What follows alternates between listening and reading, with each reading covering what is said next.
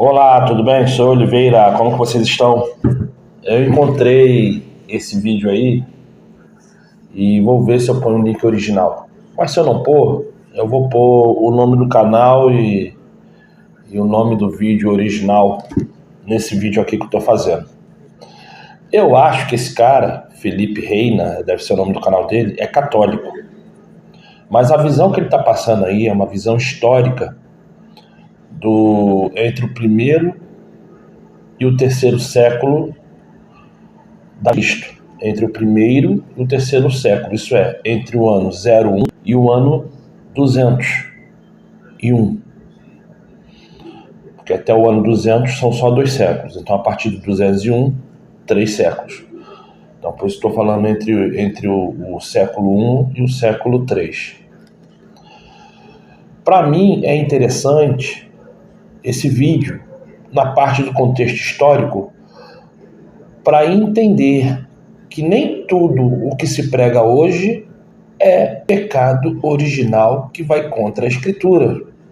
Mas também é muito bom entender que entre o acerto e o erro está uma separação mais fina do que um fio de cabelo. É muito bom sabermos a história, mas é melhor ainda entendermos aonde que na história está o erro.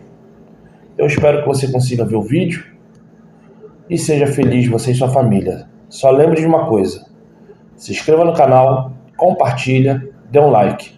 O meu nome é Oliveira e eu te peço que a partir desse momento eu vou botar o QR Code pedindo uma doação. Essa doação é para mim, não é para o Felipe. Não conheço o Felipe, não sei nem o que ele é. Eu que estou supondo que ele é católico. Esse QR Code é para que você venha fazer algum tipo de oferta para ajudar o canal e a mim, tá bom? Seja feliz você e sua família, seja abençoado, seja abençoada. Bom vídeo. Lembre-se, se inscreva no canal, compartilhe e dê um like. É isso aí.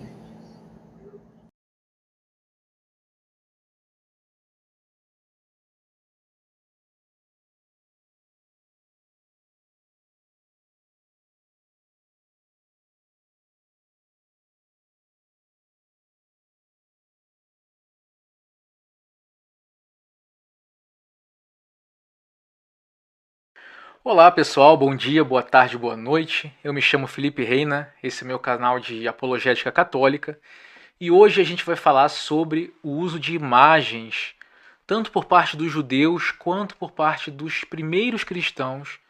Vamos nos concentrar nos primeiros 3 séculos, né, da era cristã, século 1, 2 e 3.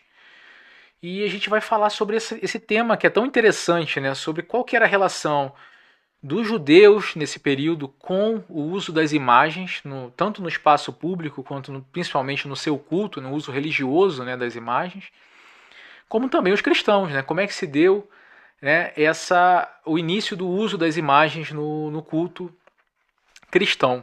Né.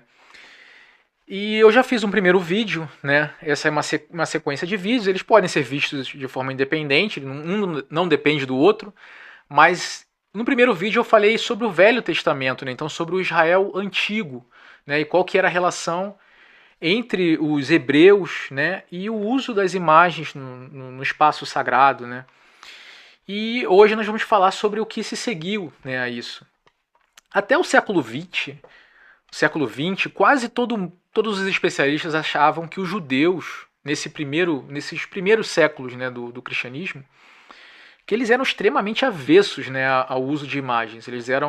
Alguns usam o termo aicônicos, né, ou seja, não usam imagens no seu culto, no espaço público, e alguns ainda usam o termo ainda mais forte, que é iconofóbicos, né, que eles tinham fobia mesmo, né, do uso de imagens, porque existe uma evidência textual, né, a respeito disso, né, em Flávio Joséfo, por exemplo, em Filo de Alexandria, alguns autores judeus ali do primeiro século, um pouco antes do primeiro século, que parecem sugerir que esse era o caso. Né? Então todos os especialistas acreditavam nisso, até que no início do século XX, né, para ser mais específico, né, no ano 1928, alguns soldados britânicos, né, estavam escavando um terreno lá na Síria. E eles acabaram fazendo um achado arqueológico maravilhoso, né, que é a cidade de Dura Europos, que eu já vou mostrar para vocês daqui a pouquinho. E nessa cidade eles encontraram uma sinagoga repleta de imagens, assim, mas imagens belíssimas, né, e complexas, nas paredes, no teto, no chão. E isso desafiou, né, os especialistas, todo mundo ficou assim, os próprios, muitos, até estudiosos judeus ficaram admirados com aquilo, né, e tentando compreender então como é que era, pensar de novo, né, como é que era essa relação entre os judeus e as imagens, né. E desde essa descoberta já foram feitas várias outras descobertas. Na verdade, já existem mais de 10 sinagogas encontradas, tanto em Israel como em regiões vizinhas, sinagogas repletas de imagens, com mosaicos, com pinturas e até mesmo com esculturas, né? O que desafia, então, essa perspectiva, né? Então a gente vai conversar um pouco sobre isso, eu vou mostrar muitas fotos aqui nesse vídeo para vocês. E eu queria começar a nossa conversa, né? Eu vou me diminuir a minha imagem aqui, né? E começar a nossa conversa. Estou mostrando para vocês aqui uma plaquinha falando Dura Europos, né? Porque aqui é que a coisa começou a mudar, né? A compreensão a respeito da relação entre os judeus e as imagens começou a mudar. Então, mostrando aqui já para vocês uma imagem da sinagoga que foi encontrada nessa cidade. Então, como vocês podem ver, né? Está mostrando aqui tanto o teto como todas as 4 paredes, né, dessa sinagoga eram totalmente decoradas com painéis com ícones, né, ícones pintados. E o que foi surpreendente até mesmo para os arqueólogos, quando começaram a limpar, eles acharam que estavam lidando com um templo pagão, né, no início. E depois eles começaram a perceber que, na verdade, essas imagens se tratavam de imagens de cenas bíblicas, encontrando a menorá, e, enfim, encontrando vários elementos judaicos. Ele fala, peraí, então nós estamos diante de uma sinagoga, né? O que é isso, né? E o que é mais interessante sobre essa cidade do Europos, e aqui a gente vai conversar bastante sobre essa cidade, né? Porque a alguns quarteirões de distância dessa sinagoga também foi encontrada uma igreja no ano 230. Então nós estamos falando aqui num período, né, de 130 anos depois da morte do apóstolo João, né? Então, assim, é um período que, do ponto de vista arqueológico, é um período muito curto, né? Muito curto. 130 anos de distância, você encontra uma igreja também repleta de imagens, né? Isso aqui é uma das imagens que tem nessa igreja, né, que eles chamam de Domus Ecclesiae, né, que é uma igreja, uma casa que se transformou numa igreja. Então era uma casa, já foi uma casa um dia, e passou a ser usada como uma igreja cristã. E tanto essa igreja como a sinagoga conviviam, né, muito próximo nessa cidade no ano 230. Então nós temos aqui uma evidência muito antiga, né, dessa relação entre essas duas comunidades religiosas e as imagens. Então a gente vai discutir sobre isso aqui. Então, só para vocês terem uma ideia de onde fica essa cidade, Dura Europos, né? Ela fica aqui, atualmente na Síria, né? Ela fica nas margens do rio Eufrates. E essa posição geográfica é uma posição geográfica muito importante do ponto de vista judaico. Porque se você observar, né, ali onde está o Kuwait, né, ali no cantinho direito, né, é muito próximo de onde era a cidade da Babilônia. E a Babilônia era um grande centro judaico. Mesmo na época de Jesus, pouca gente sabe disso, mas havia mais judeus vivendo na Babilônia do que na própria Judéia, onde fica Jerusalém, né? Então, assim, a Babilônia é um centro importantíssimo do judaísmo rabínico, aquele que foi o sucessor dos fariseus, né, depois da destruição do Segundo Templo. A Babilônia, inclusive o Talmud, né, o Talmud mais utilizado, né, pelos judeus é o Talmud babilônico, né, que é esse conjunto de textos que foram compostos pelos judeus, os rabinos, né, no período mais ou menos do ano 300 até o 400, 500. São esses textos que foram escritos nesse período na Babilônia. E só que tem um outro centro também muito importante que fica em Israel, né, que é principalmente ali na região da Galileia. Porque quando houve a destruição de Jerusalém no ano 70 por parte dos romanos, muitos judeus, rabinos, inclusive sacerdotes do templo, fugiram para o norte de Israel e foram ali para aquela região da Galileia, né, a famosa Galileia de Jesus, né? E essa região também virou um outro polo judaico importante. Dali saiu também um outro Talmud, que é um outro conjunto de textos, que é chamado Talmud de Jerusalém. E você vê que a Dura Europos, ela fica no meio entre esses dois centros judaicos, né, de produção de pensamento judaico, né? O caminho, né, que você fazia entre a Babilônia e Israel passava por essa cidade, Dura Europos. Você ia sempre beirando o rio Eufrates até chegar em Israel. O mesmo caminho que, por exemplo, Abraão fez quando saiu de Ur dos Caldeus para chegar até Israel, né? Então essa cidade, na verdade, ela está ali num centro nevrálgico, né, de conexão entre esses dois polos. Então não é uma cidade que está isolada, não é um grupo de judeus que tinha uma prática totalmente exótica em relação aos outros. Não. Na verdade, ela estava num lugar muito importante de passagem e de comunicação entre essas duas comunidades judaicas, né? E aqui mostrando essa cidade de fora, eu estou me atendo nela porque a partir dela a gente pode conversar todo o resto a respeito dessa relação entre cristãos e judeus. Eu estou mostrando o muro dessa cidade por quê? Porque, na verdade, o que aconteceu? Essa cidade ela estava para ser invadida pelos persas, ela era controlada pelos romanos no ano 230. E os romanos, para proteger os muros, eles aterraram os quarteirões próximos do muro. Então eu vou mostrar para vocês aqui o mapa dessa cidade. E como vocês podem ver, aqui em amarelo, o que está circulado em amarelo é a sinagoga, que eu vou mostrar para vocês com bastante detalhes. E aqui em azul é a igreja. Então você vê que tem apenas um quarteirão de distância, no ano 230, de uma sinagoga para uma igreja cristã, ali nos primórdios do cristianismo, entendeu? Ainda há pouco tempo, o apóstolo João tinha morrido fazia 130 anos, enfatizando isso, né?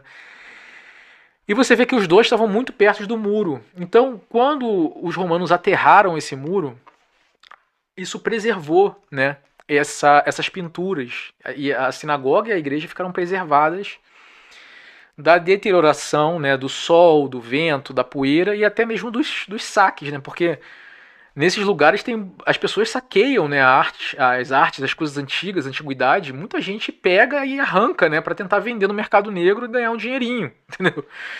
E acabou que isso ficou preservado ali. Então por isso que esse achado arqueológico é maravilhoso, né? E ele nos mostrou uma coisa muito interessante dessa relação entre judeus e cristãos, né? E também a respeito da primeira. Aqui, meus amigos, nós temos o exemplo mais antigo que nós temos arqueológico de uma igreja.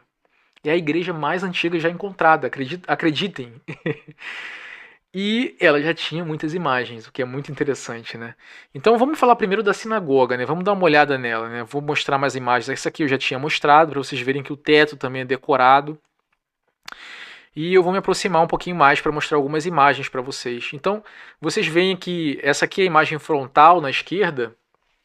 Esse era o lugar onde eles colocavam a Torá, né, os rolos, né, da Tanakh, né, dos livros sagrados. Esse centro aqui, né,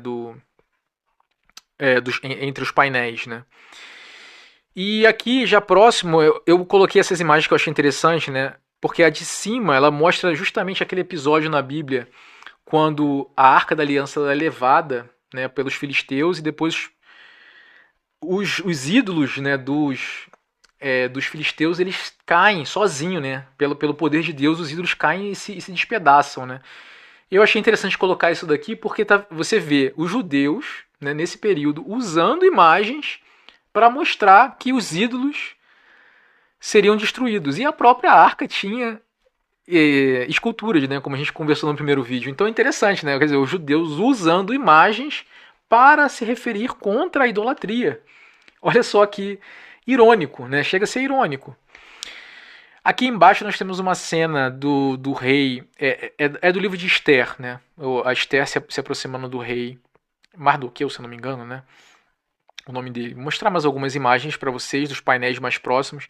Essa é muito linda, né? Que é uma imagem de Moisés, né? Quando a filha do faraó encontra o cesto no rio com Moisés, né? Olha que belíssima essa iconografia, né? E aqui na direita, essa iconografia é muito interessante, né? E aqui eu quero parar um pouquinho para discutir com vocês. É que tem aqui uma iconografia mostrando o sacrifício de Isaac, né? Então aqui de costas seria Abraão com a faca, né? Para sacrificar o próprio filho. E você vê aqui uma mãozinha, né? Uma pequena mão representando Deus, né? Então você vê que os judeus eles estavam representando Deus como uma mão intervindo, né? E impedindo que Abraão matasse o seu próprio filho. E aqui embaixo você vê o cordeiro que Deus providenciou para ser sacrificado no lugar de Isaac. E por que eu estou mostrando essa imagem para vocês, né? Porque isso daqui, meus amigos, já tem...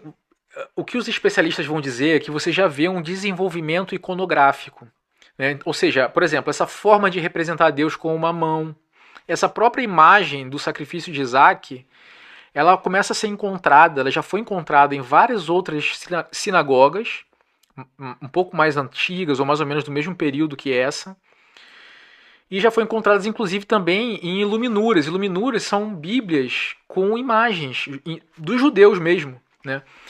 Então, o que isso quer dizer? Quer dizer o seguinte, quer dizer que os judeus eles já tinham um desenvolvimento de arte iconográfica. O que isso significa? Significa que quando essa imagem foi pintada aqui nessa sinagoga, que é do ano 230, já havia um desenvolvimento iconográfico. Ou seja, o pintor ele não simplesmente pintou o que veio na cabeça dele, ele pintou algo que já fazia parte de uma tradição de pintura. Então isso faz com que os especialistas acreditem que, na verdade, a pintura não começou no ano 230 entre os judeus. Esse foi um achado arqueológico que eles tiveram, mas tudo mostra, pela complexidade dessas pinturas, desses painéis e da forma de representar essas cenas bíblicas, tudo indica que, na verdade, isso já faz parte de uma tradição iconográfica que começou antes. Então você consegue jogar para décadas, talvez até séculos anteriores, o início da pintura no meio judaico.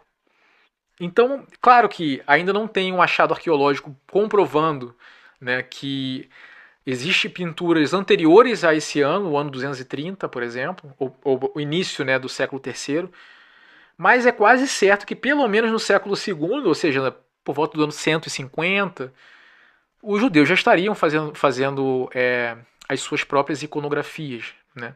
E talvez até antes, talvez até mesmo no tempo apostólico. Nós não sabemos, isso não podemos afirmar ainda, porque não tem ainda uma comprovação arqueológica mostrando isso, né? Olá, tudo bem? Sou Oliveira, como vocês estão? Mais uma vez eu falo para você que esse Pix que eu tô pedindo não é para esse rapaz que fala no canal aí agora. É para mim, é para ajudar o meu canal.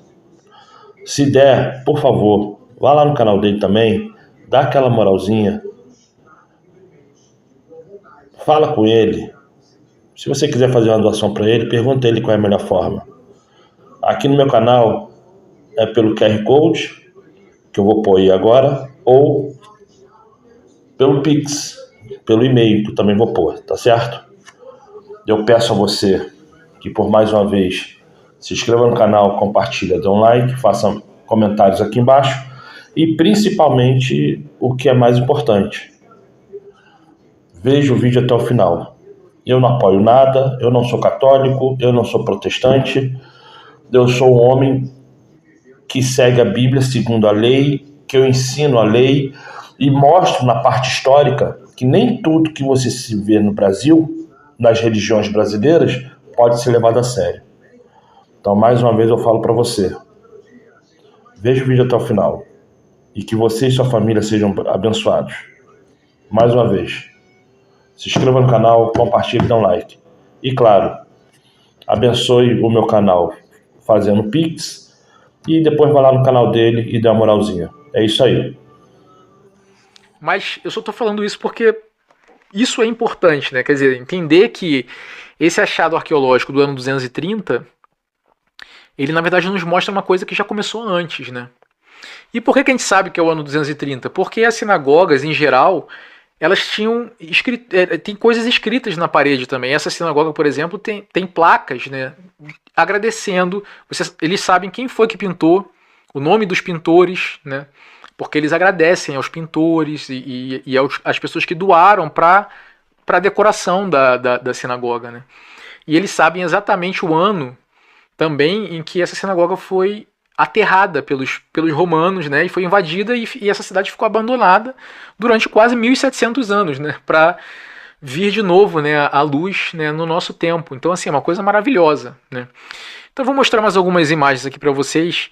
Aqui na esquerda, né, você tem um painel que é Samuel consagrando Davi, né, entre os seus irmãos. E aqui na direita, mais uma imagem interessante que é a adoração do bezerro de ouro, né, mostrando aquele episódio, né, em que os israelitas começam a adorar o bezerro de ouro porque Moisés estava se demorando. Então mais um painel criticando, né, mostrando, criticando a idolatria, né, o culto a outros deuses, mas ao mesmo tempo usando uma imagem dentro de uma sinagoga de judeus, né. Então isso é interessantíssimo, né. Eu vou mostrar para vocês aqui também um esquema do como seria mais ou menos essa sinagoga, né, a partir do que os arqueólogos acreditam, né, pelo o que sobrou dela. E agora vamos começar a falar sobre a igreja, né. Então, como eu mostrei para vocês anteriormente, né, a igreja ficava a 3 quarteirões da sinagoga. Ela era muito menor, né? Ela era uma casa, na verdade, que foi transformada numa igreja. Isso foi o que sobrou dela aqui, bem próximo do muro da cidade. Vou mostrar aqui um esquema de mais ou menos como era essa casa. Então, essa é a igreja mais antiga que nós temos notícia, né, na arqueologia. E aí, como você vê, tinha uma sala grande onde provavelmente eles se reuniam para fazer a liturgia da Eucaristia e fazer os cultos mesmo, né? Que era já orientada, voltada para o Oriente, que é uma tradição que ficou na igreja durante muito tempo, né? Por conta daquela ideia de que o Senhor voltaria a partir do Oriente, né? E você tinha uma sala como se fosse uma sala de catequese, e meio que num segundo andar você tinha um batistério. Então aqui você tem a foto desse batistério. E também esse batistério ele era cercado de imagens, né? Então eu vou mostrar para vocês algumas imagens dessa igreja do ano 230. Essa imagem que você vê no próprio batistério, né? Ali no fundo do batistério, ela está difícil de perceber, né? Acho que provavelmente por causa da umidade, né? Mas você vê que tem uma imagem de Jesus carregando uma ovelha, né? O Jesus, o bom pastor. Essa talvez seja a imagem, uma das imagens mais antigas que nós temos de Jesus, né? E aqui embaixo é difícil de ver, mas tem Adão e Eva, tipo, os dois nus, tampando, né, as suas vergonhas, né? E tem outras ovelhinhas aqui também que você consegue ver. Então é como se fosse Jesus resgatando, né, Adão e Eva que estavam perdidos, né? Eles são as ovelhas resgatadas, né? Então quando você vai se batizar, é como se você fosse Adão e Eva sendo resgatados, né, por Jesus. É muito bonito, né? Aqui só mostrando um pouquinho mais de perto, né, essa imagem de Jesus carregando a ovelha. Aqui na direita você tem uma imagem aqui meio apagadinha, né, mas dá para ver que é uma mulher junto a um poço, né? E aí os especialistas se dividem, né? Alguns acreditam que é a mulher samaritana, então seria aquele episódio do Evangelho de João. Outros falam que pode ser a primeira imagem de Nossa Senhora, de Maria, né? Porque normalmente na anunciação do anjo se pintava Maria junto de um poço, né? Pela tradição iconográfica. E alguns acreditam que possa ser também Maria na anunciação, né? Outras imagens, algumas que eu acho mais bonitas dessa igreja, né? Na esquerda você vê claramente o episódio em que Jesus anda sobre as águas e Pedro vai ao encontro dele, né? E começa a se afogar e Jesus o toma pela mão. Olha que coisa linda, né? E na direita você tem uma imagem representando a cura do paralítico, né? Quando Jesus cura aquele paralítico, né? Que os amigos vêm trazer. Jesus fala, pega a sua cama, né? E vai para sua casa. E o que é interessante aqui da gente destacar, né? Vocês percebem, né, a comparação entre a qualidade dessas pinturas e dessas imagens em comparação com as pinturas da sinagoga, né? O que nós vemos, né, é que essas pinturas são muito mais rudimentares quando comparados com as pinturas da sinagoga. Então, o que isso indica, né? Que vários autores, eu vou até deixar aqui embaixo do vídeo, artigos acadêmicos tratando sobre o que eu vou falar agora. O que vários autores começaram a compreender, né? É que, primeiro, os judeus eles eram uma religião oficial do Império Romano. O Império Romano permitia o culto dos judeus nesse período. E eles eram, digamos, tinham uma posição de destaque na sociedade. Eles tinham mais dinheiro, eles tinham mais prestígio. Os cristãos eram perseguidos, não tinham esse prestígio, ainda eram vistos como uma seita, saída do judaísmo, né? E fica quase que implícito a partir dessas imagens, e é isso que esses autores começam a especular, é que, na verdade, os cristãos, muitos vindos ainda do judaísmo nesse período, então tinham muitos judeus se convertendo ao cristianismo nesse período, eles herdaram dos judeus a iconografia. Tanto é que a deles é muito mais rudimentar. Quer dizer, o contrário não seria possível. Por que os judeus, sendo muito mais benquistos na sociedade, tendo mais dinheiro, iriam tentar imitar, por exemplo, os cristãos? Isso não aconteceria. Na verdade, é muito mais provável que tenha sido o contrário. Então, judeus que se converteram é que trouxeram para o seio da igreja uma prática judaica, que era uma prática de utilizar ícones, utilizar imagens no espaço da sinagoga. Então isso quebra aquele argumento, né, que muitas pessoas usam, dizendo que os cristãos passaram a adotar dos pagãos diretamente, né, a prática de uso das imagens, né, que isso seria, na verdade, uma herança do paganismo. O que nem seria, do ponto de vista católico, como nós compreendemos, né, que há toda uma compreensão teológica do uso das imagens, isso não nos preocupa muito. Mas o que é interessante é que, na verdade, a evidência arqueológica está nos mostrando que isso não é verdade. Está nos mostrando que provavelmente, né, muito provavelmente, foram os próprios judeus convertidos que viam dessas linhagens rabínicas, que usavam imagens nas suas sinagogas, é que passaram a trazer essa mesma prática judaica para o contexto da igreja, né? Então isso faz todo o sentido, né? E essa relação, né? Você vê como era próxima à sinagoga da igreja, e essa relação de uma arte muito mais desenvolvida entre os judeus e uma arte muito mais rudimentar entre os cristãos. Mostra justamente o que poderia ter sido esse processo, né, de transmissão de uma tradição judaica, que já era judaica, né, nesse período do início da igreja. Então, para falar também um pouquinho sobre essa questão dos judeus usando imagens, né, a gente não tem só evidências arqueológicas, a gente também tem evidência textual. No próprio Talmud judaico, nós temos tanto no Talmud babilônico quanto no Talmud de Jerusalém, existem textos mostrando que havia rabinos que permitiam o uso de imagens, inclusive de esculturas, em contextos diferentes, né? Porque, só para fazer aqui um parênteses, meus amigos, e eu estou mostrando aqui, depois eu já vou falar sobre essas imagens que eu vou mostrar para vocês. Só para fazer aqui um parênteses para vocês, né? Às vezes quando a gente pensa nos judeus, né, principalmente na época de Jesus, a gente pensa numa coisa monolítica, como se fosse uma coisa, mas não era. Até na época de Jesus, olha, havia os fariseus, os saduceus, os zelotas, os essênios, os samaritanos, outros grupos monásticos que viviam no Egito.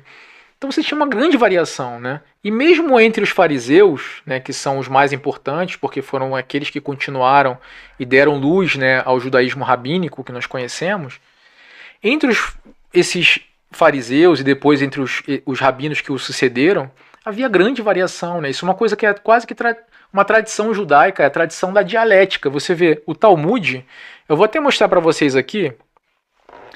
Isso que eu estou mostrando para vocês é uma página do Talmud, mostrando como é que é o esquema de uma página do Talmud. Pouca gente sabe disso, né? Mas o Talmud, ele é uma coleção de comentários de rabinos a respeito da Mishnah. A Mishnah é um conjunto de textos feito por rabinos ali no século III, né, no ano 200 mais ou menos, da tradição oral dos judeus, né? Então eles compilaram essa tradição oral. Depois o Talmud são comentários sobre a tradição oral, sobre a Mishnah. E também sobre a Tanakh, sobre a Bíblia, né? Sobre o Velho Testamento.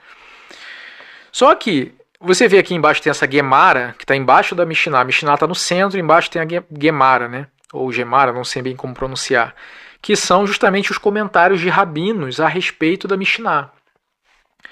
Só que quando você lê o Talmud ele é assim. Um rabino ele fala, olha, o rabino fulano de tal disse tal coisa a respeito disso. Aí vem um outro e fala, porém, o outro rabino tal, disse outra coisa a respeito disso, contrária ao que o primeiro disse. Aí vem um terceiro e fala, porém, o outro rabino disse tal coisa. Então, quer dizer, a própria tradição textual dos judeus, ela está acostumada com essa dialética, né? De fato ser um grupo religioso que não tem uma unanimidade de pensamento. Na verdade, ele tem essa dialética. Existem correntes de pensamento diferentes, né, dentro do universo judaico desde o início, desde a época de Jesus, entendeu? Então, por exemplo, eu vou ler para vocês um pedacinho, né, do Talmud de Jerusalém, mas existem vários outros textos que eu poderia mostrar. Olha só esse pedacinho que interessante. Isso está no livro Avodá Zará, no capítulo 3, aqui no versículo 1, vou colocar assim. Então, na Mishnah está escrito o seguinte: todas as estátuas são proibidas porque são adoradas uma vez por ano. As palavras do Rebi Meir, mas os sábios dizem, proibidas são apenas aquelas em cuja mão há uma vara, ou um pássaro, ou um globo. Rabban Shimeon Ben Gamaliel diz, qualquer pessoa em cuja mão esteja alguma coisa. Então você veja que na própria Mishnah já tem assim, primeiro está falando assim, ó, todas as estátuas são proibidas. Depois vem a opinião do Rabi Meir, né, que diz assim, olha, mas os sábios dizem que só as que devem ser proibidas é só as que têm um globo na mão. Então provavelmente é que as estátuas dos imperadores, porque essas estátuas eram adoradas no Império Romano. Eles eram tratados como deuses, né? E aí depois vem um outro Ramban, o filho de Gamaliel, e diz, não, qualquer estátua de pessoa não deve ser proibida. Então você vê que tem divergência, né? E aí você vai ler a opinião já do Talmud, né? Que já é um comentário a esse texto da Mishnah. E ele diz assim, todas as estátuas são proibidas. E aí o outro diz, Rebi Riná Barabá disse, porque elas são adoradas na grande fortificação de Roma 2 vezes em um período sabático. Então, num local onde são adoradas, deveriam ser proibidos. Num local onde não são adoradas, deveriam ser permitidos. Rebi Yosé disse que uma vez que eles foram proibidos em um lugar, sua espécie se tornou proibida em qualquer lugar. Então eu peguei esse texto só para mostrar para vocês como é que funciona mais ou menos o esquema do Talmud.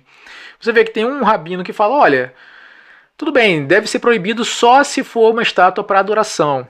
Aí vem um outro e diz, não, todas elas devem ser proibidas. Então, isso aqui é para mostrar para vocês que esses achados arqueológicos, eles mostram que existiam escolas de pensamento diferentes entre os rabinos na época de Jesus e nos séculos que se seguiram, né? E que haviam correntes de pensamento que eram menos restritas, né, a respeito do uso das imagens, e havia correntes que eram mais restritas, né, e que eram mais dessa forma como a gente imaginava antigamente, né, que todos eles eram totalmente contra.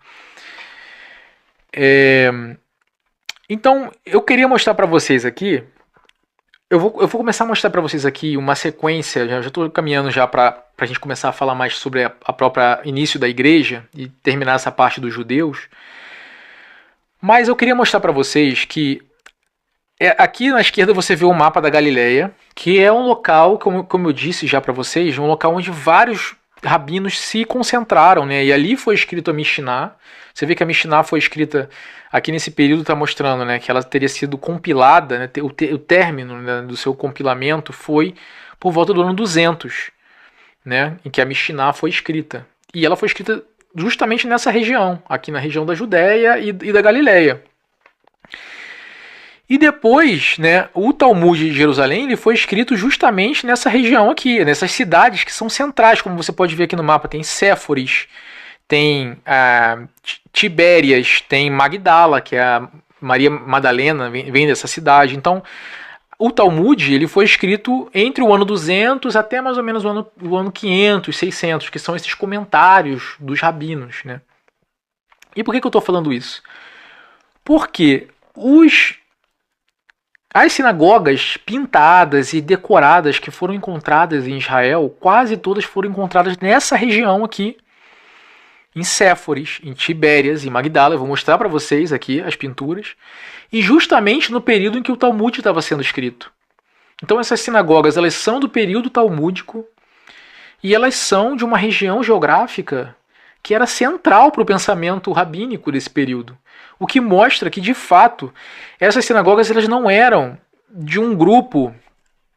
Então aqui eu estou mostrando, por exemplo, em Tibérias, como eu disse, uma dessas grandes, principais cidades, né, da escrita do Talmud.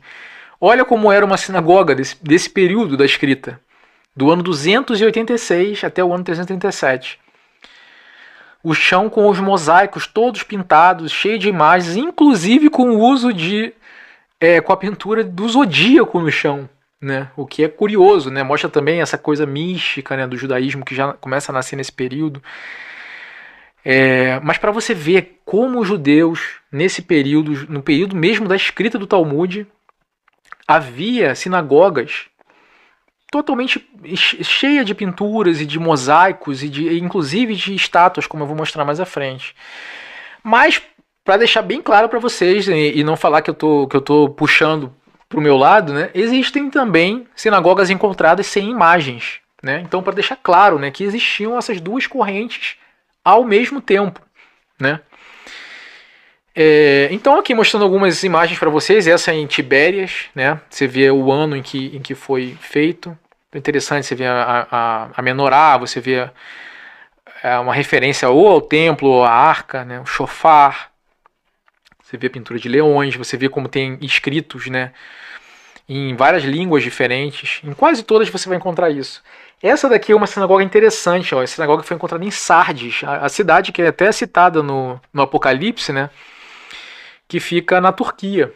E essa sinagoga foi encontrada e você veja, tem 2 leões dentro da sinagoga. E essa mesa era a mesa onde era apoiado, né, os rolos da Torá e da Tanakh para serem lidos na sinagoga. E nessa mesa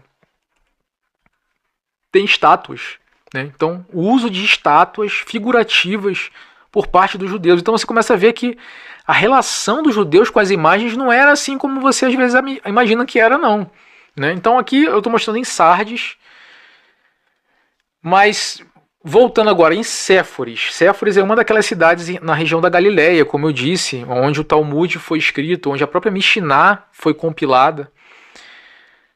E você vê mais uma vez uma sinagoga com o chão repleto, né, de imagens, de mosaicos, né, e imagens figurativas de animais, tá vendo? Touros, leões, pessoas. Essa outra é muito interessante, né? Você vê que essa já é um pouco mais tarde, já é do ano 400 a 450. Fica em Hukkok, que também é na região da Galileia. Nessa sinagoga, essa cidade é onde acredita-se que está o túmulo do profeta Abacuque, né? Até hoje, né, visitado pelos judeus. E aqui à esquerda você vê uma imagem de Sansão, né, quando ele ficou preso entre os pilares e ele destrói os pilares. E à direita você vê a imagem da Torre de Babel. Olha que interessante, né? Essa aqui é uma das mais lindas, né? Olha só esse mosaico no chão maravilhoso da história de Jonas, né, sendo engolido, né, pelo peixe. Essa é uma sinagoga também na região da Galileia, né? Beit Alfa, já um pouco mais tardia, do ano 500 a 530. Então você vê que isso foi uma tradição que continuou entre os judeus, né?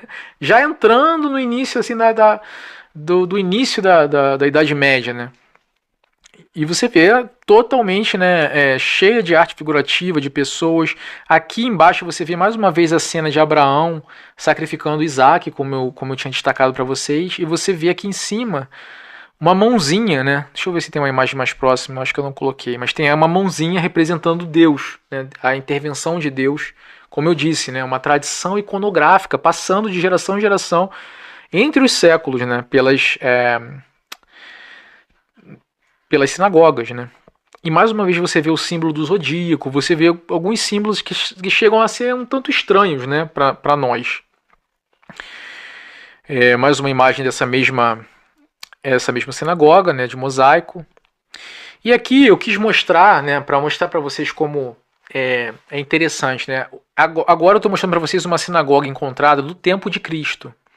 Então ela é mais antiga do que as que eu mostrei até então, né? Então ela é do ano entre o ano 1 e o ano 100, e ela foi encontrada na cidade de Magdala, ou seja, a cidade de Maria Madalena, né?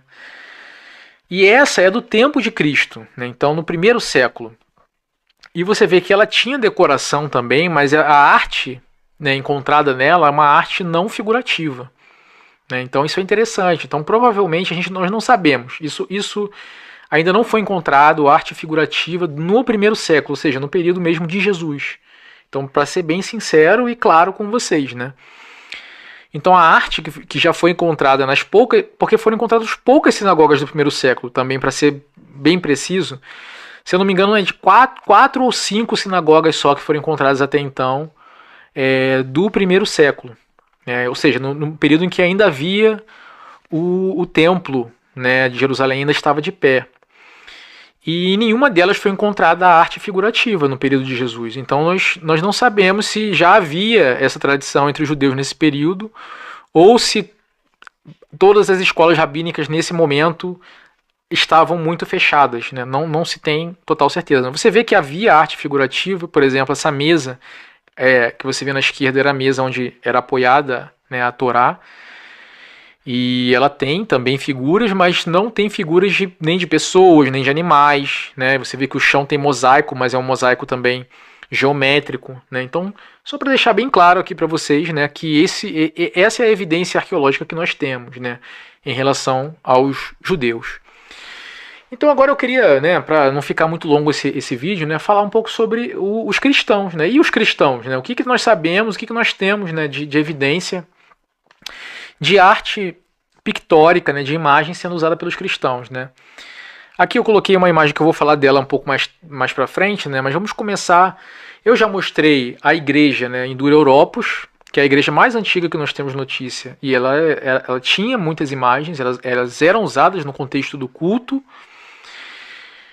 E o que nós temos também são as catacumbas, né? Aqui eu coloquei a minha cara aqui um pouco mais gordo, né? No ano passado eu tive a alegria, né, de ir em Roma e visitar as catacumbas de Priscila, né, que ficam ali mais ou menos no subúrbio, né, da cidade de Roma. Então aqui eu estou na frente da casa. Essas catacumbas eram uma casa, a Priscila foi uma cristã, você vê que é do ano 150, muito no início, apenas 50 anos de distância da morte do apóstolo João, né. E essa cristã em Roma, ela era uma mulher rica, né, e ela construiu embaixo da casa dela um complexo, né, de catacumbas para enterrar os cristãos, né. Isso era muito comum em Roma. Tinham essas catacumbas para vários segmentos diferentes. Existem catacumbas judaicas, existem catacumbas de pagãos. E essa é a catacumba mais antiga que nós conhecemos, a catacumba de Priscila, né. E eu tive a alegria de ir lá. E você vê que é um complexo, parece um labirinto embaixo da terra. Tem mais, por exemplo, a de Priscila tem mais de 40 mil tumbas. Então você imagina o tamanho disso, é enorme. Foi uma experiência maravilhosa visitar as catacumbas de Priscila. E aqui você tem algumas das imagens mais antigas que nós temos notícia, feita por cristãos, né? E eu vou mostrar para vocês algumas aqui. Então, por exemplo, aqui você tem, entre esses corredores, você tem alguns espaços, né, maiores. Normalmente ou eram pessoas que tinham um pouco mais de dinheiro e faziam o mausoléu de sua família ali, e decoravam com imagens, né? Então aqui você tem, por exemplo, uma das imagens mais antigas de Jesus o bom pastor, né? Você vê que nesse período os romanos nem faziam Jesus ainda com barba, né? Eles pintavam Jesus como um romano, um homem romano da época fazia barba, né? Os judeus não faziam, né? Principalmente um nazireu, como era o caso de Jesus, né?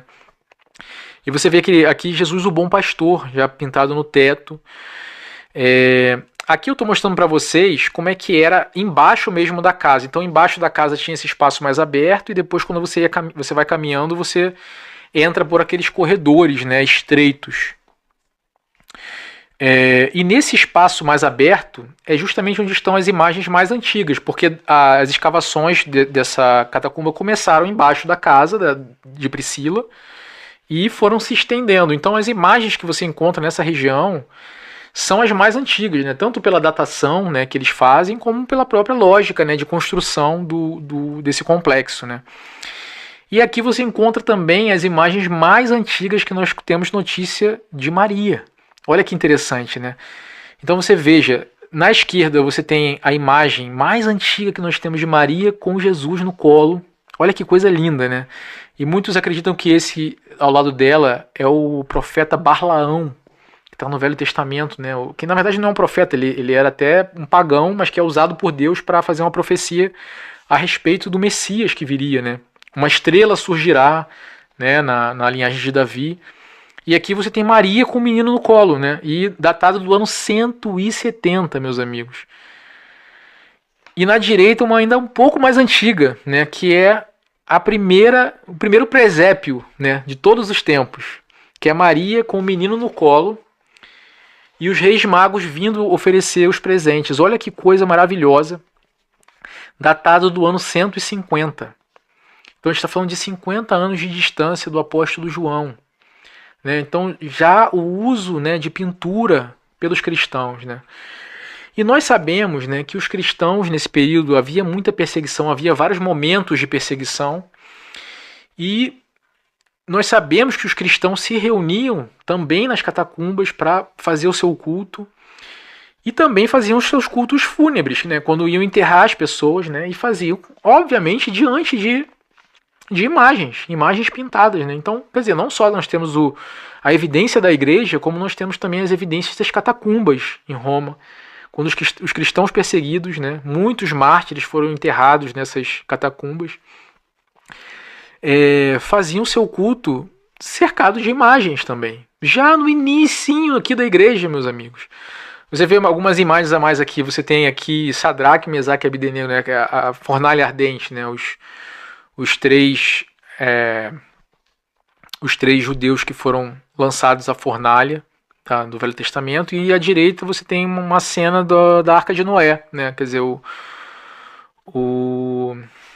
a pomba, né, voltando com o ramo de oliveira, que também tem uma conotação com o batismo, né, com a unção do óleo com o ramo de oliveira. Então todas essas imagens também tinham um simbolismo cristão, né, uma leitura cristológica dessas passagens do Velho Testamento.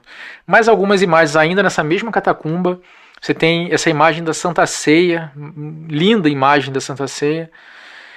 Essa imagem fica bem próxima ali daquela imagem de Maria, né, com o menino no colo. Ela também é bem antiga, você vê do ano 200. E aqui uma imagem já um pouco mais tardia. Você vê que essa catacumba ela ficou em funcionamento durante muito tempo, quase 200 anos em funcionamento. E você já tem aqui uma imagem mais complexa, né? E que é mais tardia, obviamente, né? E do que seria Maria com o menino também. Né? E você vê que aqui você tem o símbolo do Quirô, né? Que é o símbolo que simboliza o nome de Jesus, né? Cristo, né? Em grego. Eu vou mostrar só mais algumas imagens de outras catacumbas para vocês verem que é porque Roma é cheia de catacumbas, né? Existem várias catacumbas que você pode visitar. A de Priscila é a mais antiga, mas existem outras catacumbas em Roma também, e não só em Roma. Você vai ali na Grécia, existe também, na Turquia existem catacumbas cristãs, e você consegue encontrar. Todas elas costumam ter muitas pinturas, né? Então essa aqui é uma outra catacumba de Roma também, de Domitila. Então você vê que aqui já é um pouco mais, uma pintura já mais tardia, né? Já um pouco mais refinada, mais complexa. Você vê que aqui você já tem Jesus com barba, né? Um Jesus já com aparência mais semítica, né? Mais de judeu. Você tem aqui essa imagem de Paulo, o apóstolo, né?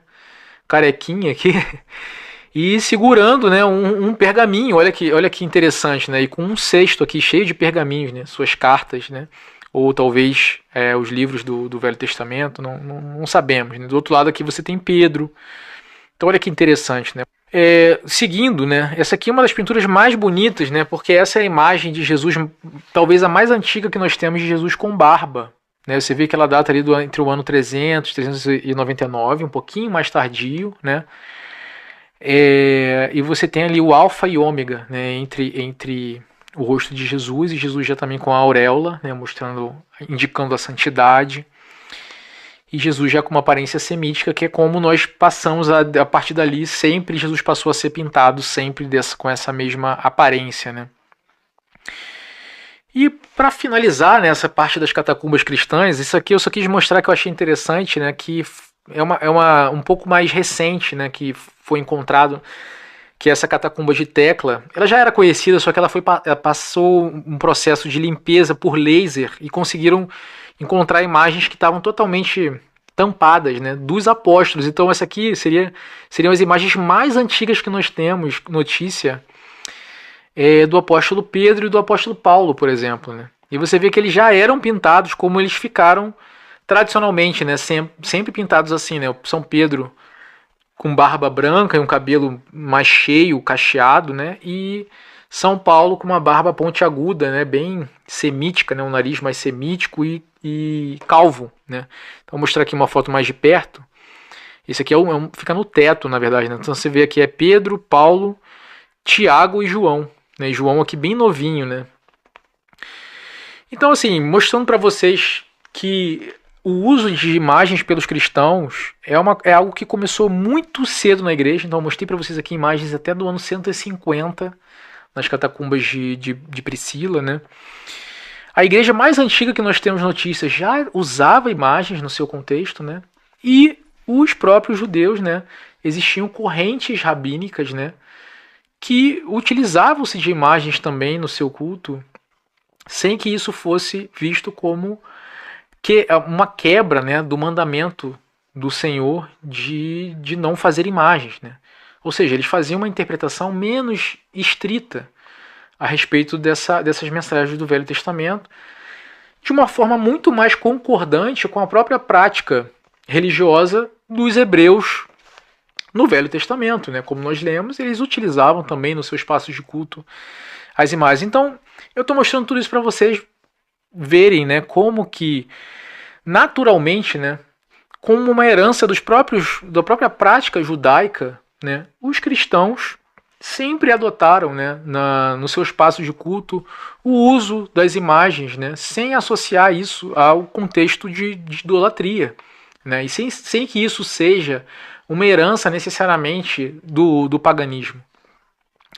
E além disso, né, é claro que eu estou enfatizando essa herança judaica, mas é preciso dizer, né, que os cristãos, no contexto do cristianismo, né, por conta da própria compreensão da encarnação de Jesus, né, os cristãos desenvolveram uma teologia do ícone, né, uma teologia da iconografia, do uso do ícone, que prescinde dos judeus, né? Não precisa dos judeus, né, para que o cristão compreenda o uso dos ícones e das imagens no seu culto, né, e no seu uso devocional, por conta da encarnação de Jesus, né?